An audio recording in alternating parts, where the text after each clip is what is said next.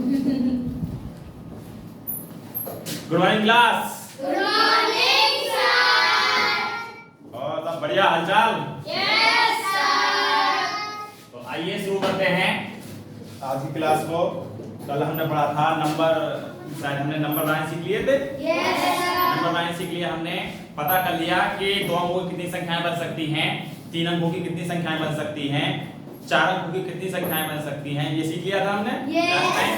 उसके बाद में हमने नंबरों को पढ़ना भी सीख लिया कि यदि हमारा 80,356 लिख रहा है तो उसे हम कैसे लिखेंगे। ठीक है ना, ये सब सीख लिया हमने। तो आइए शुरू करते हैं आज की क्लास को। और आज की क्लास में जो हम पढ़ने जा रहे हैं वो सीखेंगे नंबरों के बारे में। 2 नंबर हमने कल पढ़ा दिए थे, प्राकृतिक संख्या और पूर्ण संख्या। ठीक, आज हम शुरू कर रहे हैं इससे आगे शुरू करेंगे प्राकृतिक और पूर्ण संख्या से आगे।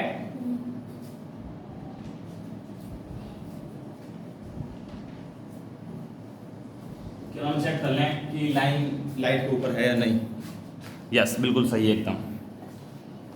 आओ, तो हमने कल प्राकृतिक संख्या पढ़ ली, पूर्ण संख्या पढ़ ली। उसके बाद में आज शुरू कर रहे हैं हम इससे आगे। तो इससे आगे में क्या पढ़ना है? तो इससे आगे पढ़ना है प्राकृतिक पूर्ण से आगे हमें सम और विषम। क्या पढ़नी है? सम और विषम। एक पढ़ते हैं सम और विषम से पहले एक संख्या और है जो इसी के लेवल की है, उसे बोलते हैं, चलो उसे कराते हैं, ऋणात्मक कराते हैं। ऋणात्मक, धनात्मक, तो उसके बाद में कराते हैं पूर्णांक संख्या। आज कराते हैं सबसे पहले धनात्मक संख्याएं। धनात्मक संख्या, तो धनात्मक संख्या कौन सी होती हैं? धनात्मक संख्या हम उन्हें बोलते हैं जिन संख्याओं के आगे कुछ ना हो, जिन संख्याओं के आगे कुछ ना हो या फिर उनके आगे प्लस हो। बात समझ आ रही है ना? धनात्मक संख्या किन्हें बोलते हैं? तो जिन संख्याओं के आगे कुछ नहीं होता है। जैसे मैंने लिखा 2, 2 कैसी संख्या है? धनात्मक। मैं लिख दूं +2, कैसी संख्या हो गई? धनात्मक। इसका मतलब धनात्मक कौन सी संख्या है? जिनके आगे या तो कुछ ना हो या फिर किसका साइन हो? प्लस का, यानी कि धन का साइन हो। इसे हिंदी में बोलते हैं धन। क्या बोलते हैं? धन वो नहीं है रुपया पैसा। भाषण आ गया ना, ये धन वो नहीं है। धन कहते हैं ना रुपया पैसा को, हमारे पास धन दौलत है, धन है, तो ये धन वो नहीं है रुपया पैसा वाला। ये धन क्या है? और इस धन को बोलते हैं, जोड़ को धन बोलते हैं। ठीक है ना? तो धनात्मक संख्या किन्हें बोलते हैं? इन्हें बोलते हैं सब positive number. Positive number, positive number किसे कहते हैं? तो जिन संख्याओं के आगे कुछ ना हो या फिर उनके आगे धन का साइन हो, धन का निशान हो, उन्हें क्या बोलते हैं? धनात्मक संख्या। धनात्मक संख्याओं की तो मेरे साथ बोलोगे सभी लोग, जिन संख्याओं के आगे कुछ ना हो या धन का निशान हो उन्हें धनात्मक संख्या कहते हैं। धनात्मक संख्या के लिए क्या लिख सकते हैं? कुछ ना हो या धन का निशान हो। धन का निशान कैसा होता है? धन का निशान होता है ये वाला, ठीक है ना, प्लस का साइन। क्या होता है धन का निशान? प्लस का साइन। बात समझ आ रही है सभी लोगों के? ठीक। इसके बाद में आता है हमारे पास में ऋणात्मक संख्याएं। कौन सी आती हैं? ऋणात्मक संख्याएं। ऋणात्मक संख्याएं, ऋणात्मक गलत लिख गई, ऋणात्मक, ठीक है ना, ये होते हैं ऋणात्मक। ऋणात्मक किसे बोलते हैं? तो ऋणात्मक बोलते हैं नेगेटिव नंबर को। किसको बोलते हैं? Negative number. नेगेटिव नंबर को क्या बोलते हैं? ऋणात्मक संख्या बोलते हैं। इसे बोलते हैं नेगेटिव। क्या बोलते हैं? नेगेटिव। ठीक, तो नेगेटिव संख्या किन्हें बोलते हैं? तो ध्यान समझेंगे सभी लोग। तो प्लस में क्या था? तो प्लस में था जिनके आगे कुछ ना हो या फिर जिनके आगे धन का निशान हो। ठीक है ना? कुछ ना हो या फिर धन का निशान हो। कुछ ना हो लिखते हैं, कुछ लिख दिया हमने, कुछ ना हो, जिनके आगे कुछ ना हो या फिर धन का निशान हो उन्हें हम क्या कहते हैं? धनात्मक संख्या कहते हैं। अच्छा, सेम इसका उल्टा क्या है? तो इसका सेम उल्टा है कि उसके आगे कुछ हो और कुछ क्या हो? Negative sign. ऋणात्मक ये कहते हैं ना, दोनों स्वभाव में एक नेगेटिव होती है, एक पॉजिटिव होती है। तो पॉजिटिव हमने समझ लिया। पॉजिटिव क्या था? कुछ ना हो। तो नेगेटिव से कहेंगे जिसके आगे कुछ हो, और कुछ हो का मतलब क्या? प्लस का निशान हो, ये धन का निशान नहीं। किस क्या हो उसके आगे? कुछ तो हो, लेकिन किसका निशान हो? माइनस का निशान हो, ऋणात्मक निशान हो। ऋणात्मक निशान कैसा होता है? एक सीधा डंडा, ये माइनस का निशान, ठीक है ना, ऐसा बोलते हैं ऋणात्मक का निशान। तो जिसके आगे ऋणात्मक का निशान हो, यानी कि माइनस का चिन्ह हो, किसका चिन्ह हो? माइनस का, यानी कि हम बोल सकते हैं घटाव का चिन्ह, घटाव का चिन्ह, ठीक है ना। घटाव का चिन्ह तुम्हें पता है सभी लोगों को, ये वाला होता है, ठीक है ना। जिन संख्याओं के आगे माइनस का निशान पाया जाए, यानी घटाव का चिन्ह पाया जाए, उन्हें ऋणात्मक संख्या कहते हैं। सभी लोगों के ठीक। इसके बारे में जो संख्याएं आती हैं वो हैं असली चीज सीखने वाली, ये हमने क्यों सीखी हैं, उसके लिए सीखी है जो आगे आने वाला है, ठीक है ना। तो इसके बाद क्या आता है? हमारा आता है पूर्णांक संख्याएं, सबसे जरूरी संख्याएं सीखने के लिए। अब तक की सबसे इंपोर्टेंट पूर्णांक। पूर्णांक होती क्या है आखिर? तो समझें ध्यान से बात को। पूर्णांक क्या होती है? तो पूर्णांक होती है जो संख्याएं नेगेटिव इनफाइनाइट, यानी कि अनंत से, माइनस के अनंत से। तो मिल बताएंगे -3 बड़ा है या 4 बड़ा, वो सॉरी -4 बड़ा है, कौन बता सकता है? अच्छा ये बताएगा। हाँ -4 बड़ा है, वेरी गुड। और इधर पता है तेरे को क्या, कौन सा बड़ा है? -4 बड़ा है, वेरी गुड। -3 बड़ा है। -3 बड़ा है इसमें, यही तो खेल है। वेरी गुड, बैठ जाओ। -3 बड़ा है, तो नेगेटिव की जो संख्याएं होती हैं वो उल्टी चलती हैं। नेगेटिव संख्याएं कहां से शुरू होती हैं? इनफाइनाइट से शुरू होती हैं, जहां पता नहीं है किसी को, जो कोई जानता नहीं है, वहां से शुरुआत होती है उनकी, और फिर उल्टी चलती हैं। तो हम नेगेटिव का सबसे बड़ा बता सकते हैं या नहीं बता सकते?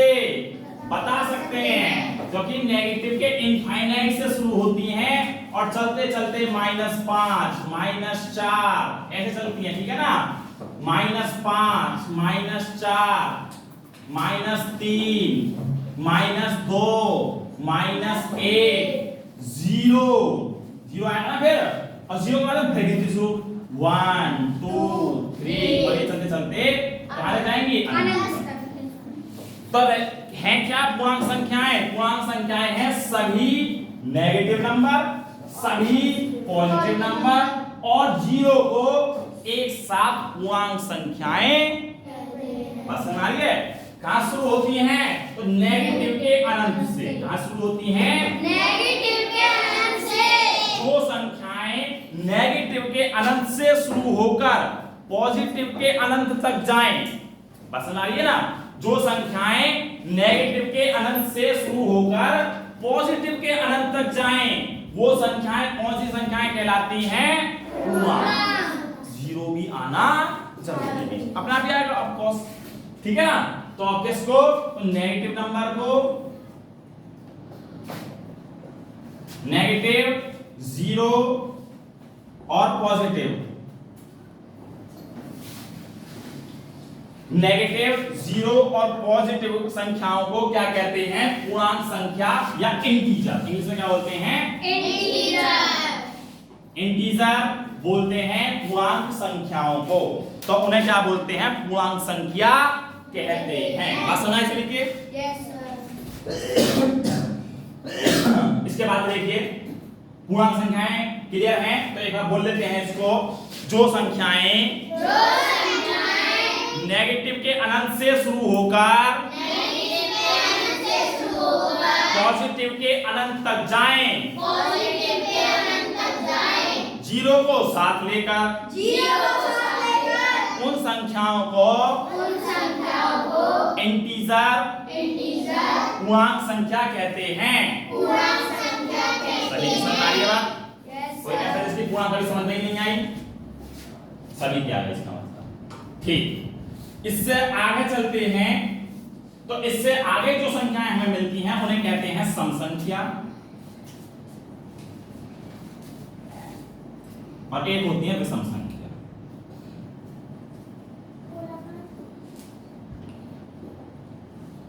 कौन सी होती है? सम संख्या, विषम संख्या। सम को बोलते हैं इवन नंबर और विषम को बोलते हैं ऑड नंबर।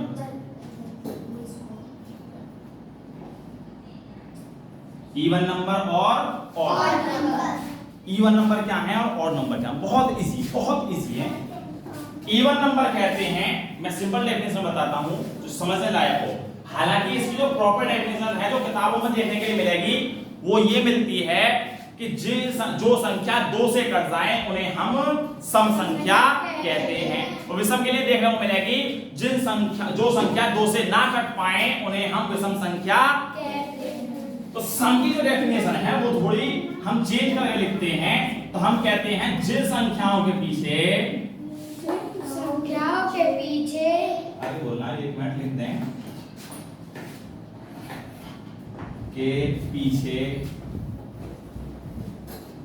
0, 2, 4, 6, 8 आए।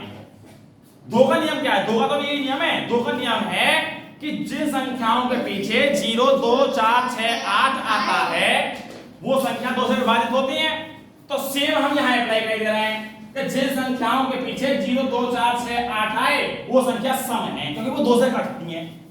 और नियम भी यही कहता है सम का वास्तविकता में कि जो संख्या 2 से कटती हैं वो सम है। और हमने सेम वही यहां लिख दिया, 2 का ही नियम लिख दिया हमने, जो 2 से कटती है उन्हें चेक कर लो। बात समझ आ रही है ना? अच्छा, विषम की डेफिनेशन प्रॉपर ये है कि जो संख्या 2 से ना कटे। विषम की डेफिनेशन क्या है? कि जो संख्या 2 से ना कटे।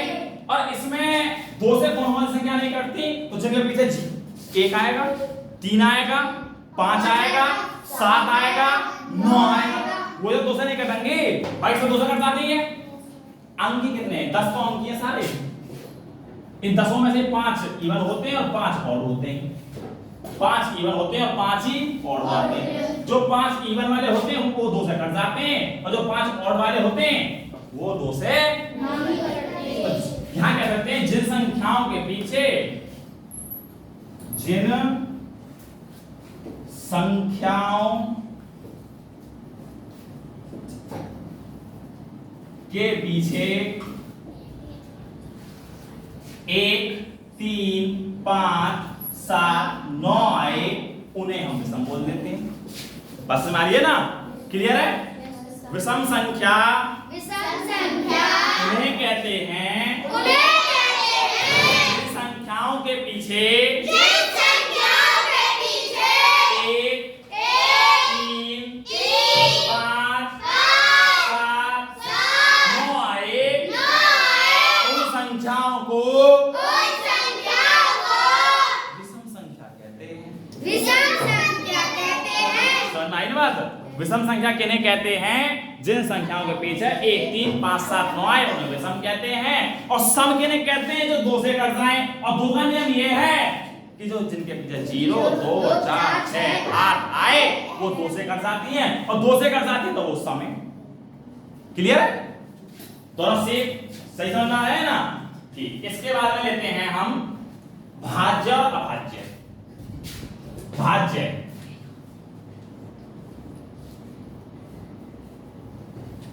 भाज्य कैसे कहते हैं? देखिए, मेरे पास में 2 प्रकार की संख्याएं हैं, एक 6 है और एक 7 है, उससे भी बड़ा। मैंने सोचा कि मैं चेक करता हूं कि 6 किस किस से भाग चला जाता है इसमें, ठीक है ना? 6 में किस किस से भाग चला जाता है। तो मैंने देखा तो मैंने दे दिया भाग 1 का, 1 का चला गया, 1 चला गया, 1 छिपके 6। मैंने उससे अगली संख्या देखी 2, 2 दिया 6, उसके पहाड़े में आता है। यानी मैंने चेक करा 6 किस किस के पहाड़े में आता है। अब 3 से चेक करा, 3 दूनी 6, 3 के में भी आता है। फिर मैंने 6 का 6 कम 6, मैंने पाया कि छह का जो ये शब्द है, ये जो डिजिट है, ये जो अंक है, ये जो संख्या है, ये 6 1 के पहाड़े में भी आया, 2 के पहाड़े में भी आया, 3 के पहाड़े में भी आया और 6 के में भी आया। मेरा दिमाग घूम गया, मैंने सोची 7 का भी करो अब तो। मैंने 7 का करा, मैं 7 का चेक करा तो मैंने देखा कि 1 के पहाड़े में आ गया। मैंने 2 के में देखा, 2 दूनी 4, 2 तिया 6, 2 चौका 8, 7 तो है ही नहीं, रह गया बेचारा। 3 के में देखा, 3 दूनी 6, 3 तिया 9 आ गया, 3 के में रह गया। 4 के में देखा, 4 में 4 दूनी 8, 4 तिया बात नहीं आया। 5 के में नहीं आया, 6 के में भी नहीं आया। बस 7 देखा तो यार 7 के में आ रहा बस। दोनों में अंतर दिखा मुझे कि ये तो इससे छोटी है, जब भी 3 के में आ रही है, 4 संख्याओं में आ रही है पहाड़े में, और 7 उससे बड़ा है तो भी नहीं आ पा रहा बेचारा। मतलब बड़े की पूछ नहीं है इसका मतलब।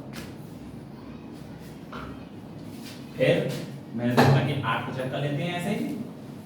हमने 8 को चेक करने बैठ गए, हमने देखा 1 के में आ गया, हम खुश हो गए। 2 के में भी आ गया, हम और ज्यादा खुश। 3 के में भी आ गए, हम और ज्यादा खुश। 3 के में नहीं आया, 4 के में आ गया, 4 दूनी 8। फिर 8 के में भी आ गया, ये भी आ गया यार, ये भी दोनों के में आ रहा है। फिर हमने देखा 11 बड़ा ले लेते हैं पूरा थोड़ा सा। हमने देखा 1 का नहीं आया, 1 के में आ गया, किसी के में नहीं आया, 11 के में आ गया। मतलब हमने देखी 2 प्रकार की संख्याएं हैं। क्या हैं? 2 प्रकार की संख्याएं हैं, जिसमें एक संख्या ऐसी है जो औरों के पहाड़े में भी आ रही है छुप छुप के, और एक संख्या ऐसी है जो औरों को में आ नहीं रही, या तो 1 के में आती है या फिर अपने 1 के में आती है। वो संख्या या तो अपने पहाड़े में आ रही है या फिर 1 के में आ रही है, बस उसका दो संबंध है, एक अपने से और एक अपने पड़ोसी से। और कुछ संख्याएं ऐसी है जो पूरे मोहल्ले से मतलब रख रही है, पहले घर से भी रख रही है, दूसरे वाले के से भी रख रही है, उसके पड़ोसी से भी रख रही है, उसके पड़ोसी से भी रख रही है, कुछ संख्याएं। बात समझ आई ना? तो हमने देखा कि ओहो, इसका मतलब संख्याएं 2 प्रकार की हैं। एक तो ऐसी हैं जो अपने से कट रही हैं और एक से कट रही हैं, यानी कटने का मतलब पहाड़े में आ रही हैं, उनके में अपने के में आ रही हैं और 1 के पहाड़े में आ रही हैं। और एक संख्याएं ऐसी हैं जो अपने में भी आ रही हैं, 1 के में भी आ रही हैं और औरों के में भी आ रही हैं। देखो तो हमें पता चल गया, ओहो, इसी आधार पर हमने संख्याओं को 2 प्रकार से बांट दिया। पहला है भाज्य, यानी कि हमने वो संख्या रखी इस ग्रुप में जो संख्या अपने से तो कटती हैं, 1 से भी कटती हैं, लेकिन औरों से भी मतलब रखती हैं, यानी कि औरों से भी कटती हैं, भाग जाता है औरों से भी, यानी कि औरों के पहाड़े में भी आती हैं, औरों के घर में दखलंदाजी भी देती हैं वो। इसका मतलब जो संख्या 1 से कटे, 1 से, अपने से तथा औरों से कटे, औरों से भी